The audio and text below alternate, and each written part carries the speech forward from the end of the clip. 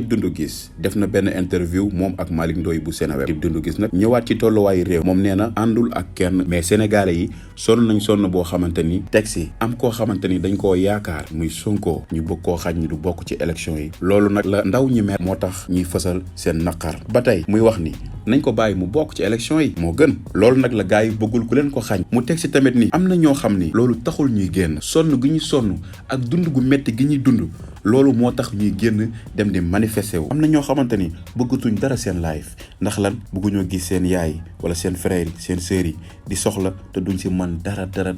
loolu tamit bokk na ci li nga xamante ni ñuy génn dem di fësal seen naqar loolu bokk na si interview bi nga xamante ni Doundou Guiss def na ko moom ak Malick Ndoye bu Seneweb gars yi yéen tamit seen réaction ci commentaire yi naka ngeen gisee sortie bi nga xam ne Doundou Guiss def na ko di wax ci tolluwaayu réew mi seen commentaire yéen tamit ngeen joxe seen xalaat te boo leen joxe seen xalaat pare yéen ñi nga xamante ni yéen ngi doog a dugg ci sama chaîne YouTube wala sama TikTok DOS ngeen abonné te boo leen abonné ba pare bu leen fàtte ba seen cloche notification ba vidéo bu ñu dugal ngeen mun ko am.